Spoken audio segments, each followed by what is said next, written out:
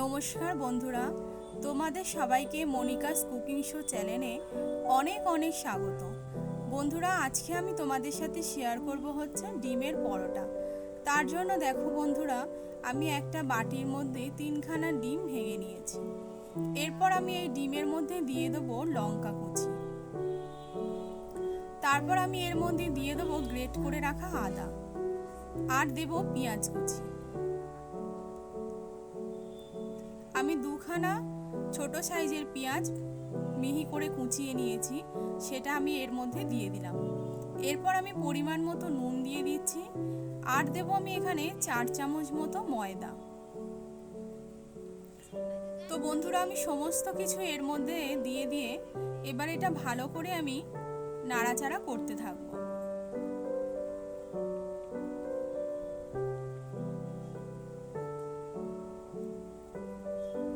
আমি অল্প পরিমাণ জল এর মধ্যে দিয়ে একটা ভালো মোটা মিশ্রণ আমি তৈরি করব। আমি একবারে অনেকটা জল দেব না, তাহলে অনেকটা পাতলা হয়ে যাবে। সেই কারণে আমি অল্প অল্প জল দিয়ে একটা ভালো মোটা মিশ্রণ তৈরি করব। না মোটা না পাতলা, একদম মোটাও আমি করব না, আবার একদম জলের মতো পাতলাও করব না। সেই কারণেই আমি অল্প অল্প জল দিয়ে মিশ্রণটা আমি তৈরি করে নিয়েছি। দেখো বন্ধুরা, আমার মিশ্রণটা ঠিক এই রকম হবে। এখন এটা ভাজার জন্য আমার একদম তৈরি।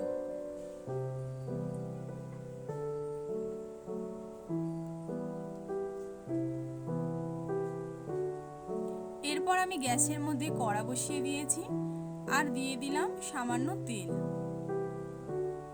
তো তেলটা আমার গরম হতে থাকুক। এরপর আমি কড়ার চারিদিকে আমি তেলটা ভালো করে লাগিয়ে নিলাম।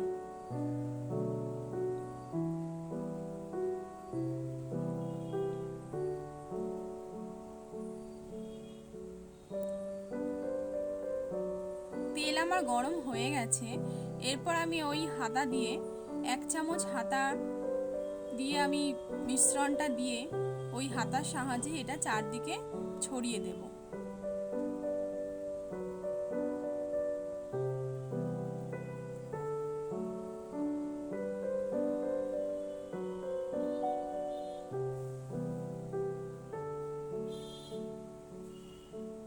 আমার এক পিঠ ভাজা হয়ে গেছে। এইবার আমি এটাকে উল্টে দেব।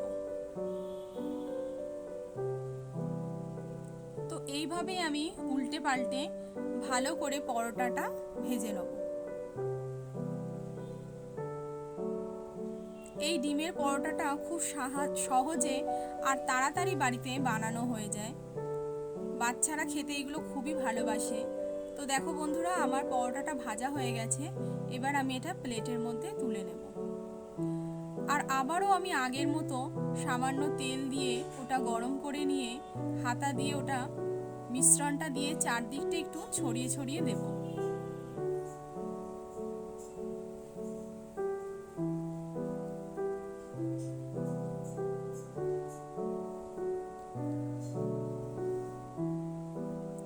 এভাবেই আমি এক এক করে সমস্ত পরোটাগুলো ভেজে নেব। তো বন্ধুরা, তোমাদের যদি আমার ভিডিও ভালো লাগে তাহলে লাইক কমেন্ট শেয়ার করো, সাবস্ক্রাইব করে আমার পাশে থেকো। বন্ধুরা, তোমরাই পারো আমাকে অনেকটা এগিয়ে নিয়ে যেতে। এখন আমার ভাজা হয়ে গেছে আর আমি পরোটাটা তুলে নিলাম। দেখো বন্ধুরা, আমার সমস্ত পরোটাগুলো ভাজা হয়ে গেছে। এবার এইগুলো খাওয়ার জন্য একদম তৈরি।